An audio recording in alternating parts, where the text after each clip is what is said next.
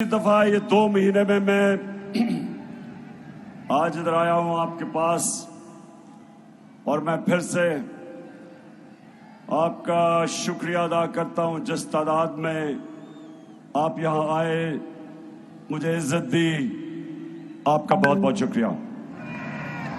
اچھا ملتان، میں 2 وجہ سے آیا ہوں۔ سب سے پہلے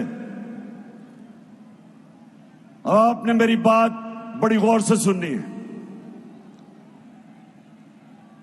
اور میں یہ اپنے نوجوانوں کو خاص طور پہ اس پیغام کو لے کے سارے پاکستان میں نکلا ہوں۔ پچھلے 3 مہینے سے میں ساری قوم کو ان 2 پیغام، ان کی سمجھ، ان کی اہمیت، آپ کے مستقبل کے لیے میں اپنی ساری قوم کو سمجھانے کی کوشش کر رہا ہوں۔ سب سے پہلے ملتان یاد رکھیں، صرف وہ انسان یا قوم پرواز صرف وہ اوپر کر سکتا ہے جو آزاد ہو۔ کبھی غلام نہ کبھی اوپر جا سکتا، پرواز کر سکتا، بڑے کام کر سکتا ہے، نہ قوم کر سکتی ہے۔ اس لیے جب پاکستان بننا تھا تو سارے ہندوستان کے مسلمانوں نے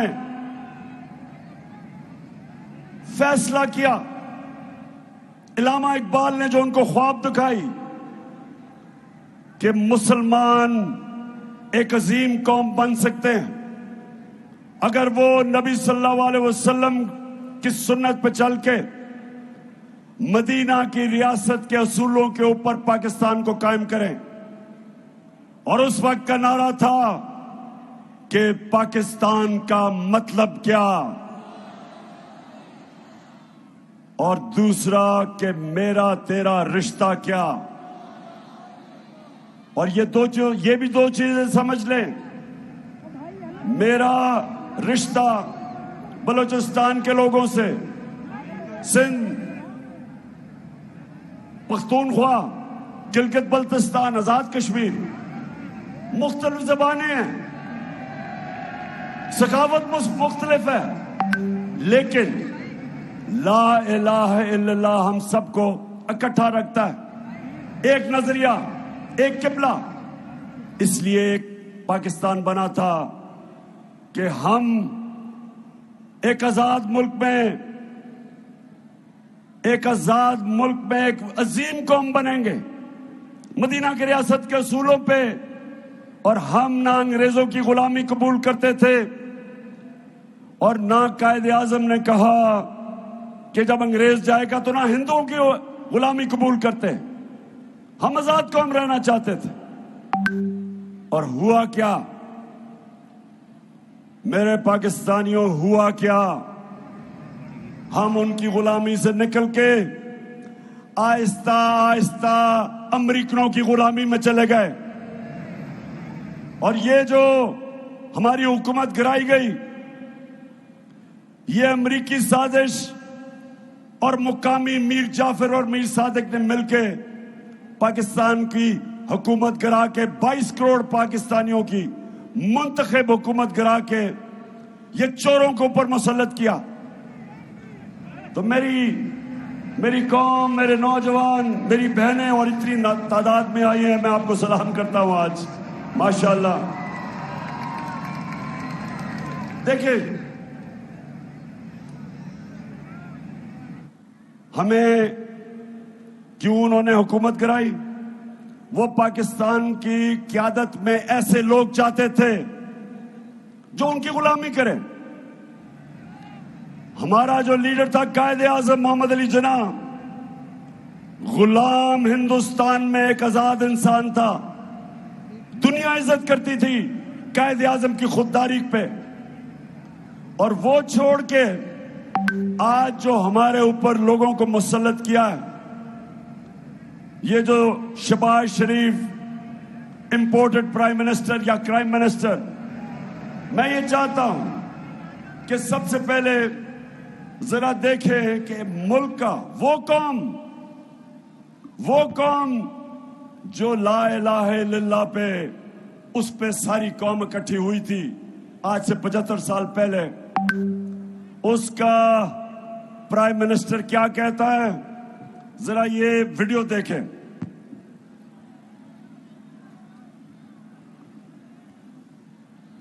मैं सऊदी अरब से होके आया हूं, मैं यूएई के होके, अभी मैं तुर्की होके आया हूं, और मैंने उन भाइयों को कहा कि आप हमारे बड़े अजीम भाई हैं, हमेशा आपने हमारी मदद की। और मैंने यही कहा, जब मैं आया हूं तो आप समझेंगे शायद ये मांगने आया है। मैं मांगने नहीं आया, लेकिन मजबूरी है। हमारा जिस तरह माजी में 75 साल में आपने हमारा हाथ बटाया है, कुछ अर्सा आप हाथ बटा। मैंने कहा मैं वादा करता हूं कि इंशाअल्लाह हम पूरी कौम हम मिलकर दिन रात मेहनत करेंगे, पसीना कराएंगे, अपने पांव पे खड़े होंगे। अच्छा, अब एक मिनट, अब ये जरा सुने कि 75 साल से आप हमारी मदद करते रहे हैं, हम भीख मांगते रहे हैं। तो मेरे पाकिस्तानियों, और पहले तो फैसला करो कि क्या इसलिए ये मुल्क आजाद हुआ था, इसलिए लाखों लोगों ने कुर्बानियां दी थी कि आज हम इन चोरों के क़यादत के नीचे दुनिया में जलील हो, इसलिए नहीं बना था। हम कभी ना भूलना हम किसकी उम्मत हैं। नबी सल्लल्लाहु अलैहि वसल्लम दुनिया का सबसे अजीम लीडर, हम उसकी उम्मत हैं। और ये लोग जो ऊपर बैठाए हैं हमारे, जरा वो मिनिस्टर का बताएं, जरा वो क्या कह रहा है ख्वाजा आसिफ, ये भी जरा देखें, पहले समझें कि हुआ क्या। अमेरिका जो है अगर जो है वो चाहे तो इस वक्त पाकिस्तान के लिए इतनी माशी जो है डिफिकल्टीज क्रिएट कर सकता है कि मैं समझता हूँ कि हो सकता है हम जो है जो हमारा ऑयल बिल जो है अदा करने के लिए हमारे पास पैसे ना रहे। ऑलरेडी जो माशी हालात जो है हमारे इंतहाई मखदूश हैं। ये सारे वेंटिलेटर जो है ना ये लगे हुए हैं, अमेरिका की मर्जी से लगे हुए हैं। अमेरिका चाहे तो ये सारे के सारे जो हमें जो इस वक्त ड्रिप्स लगी हुई हैं या वेंटिलेटर लगे हुए हैं, सारे के सारे ऑफ हो जाते हैं। यानी कि हम जिंदा ही सिर्फ अमेरिका की वजह से हैं। बताएं जरा मुल्तान के लोगों, क्या हम अमेरिका की वजह से जिंदा हैं या ऊपर मेरा रब है? सो मैं ये आपको इसलिए बता रहा हूं कि इसलिए इनको लेके आए हैं। ये हमें इस मुल्क के ऊपर जो बिठाया हुआ है, ये उनके नौकर हैं, उनकी गुलाम हैं। ये नवाज शरीफ और ये जरदारी के दौर में 400 ड्रोन अटैक हुए पाकिस्तान पे, अमेरिका की जंग लड़ रहा है पाकिस्तान, 80,000 अपने लोग मरवा रहा है उनकी जंग में, और 400 ड्रोन अटैक, यानी एक जिसकी जंग लड़ रहे हैं वो पाकिस्तान पे 400 अटैक करता है, जिसमें औरतें बच्चे बेकसूर लोग मारे जाते हैं। और एक लफ्ज इन दोनों ना जरदारी के मुंह से निकलता है ना नवाज शरीफ के मुंह से निकलता है। और अगर आपने देखना है कि इस 22 करोड़ अवाम का प्राइम मिनिस्टर अमेरिकी सदर के सामने कैसे बैठा हुआ है, तो जरा देखें, मुजाहरा फरमाएं जी।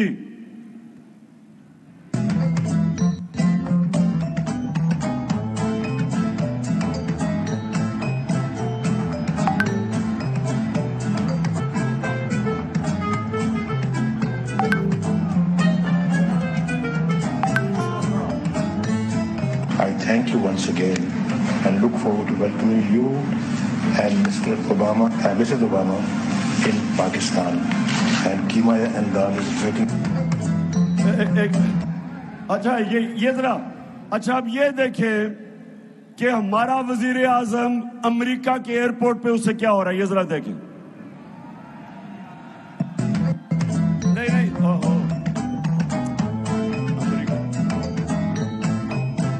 अरे बस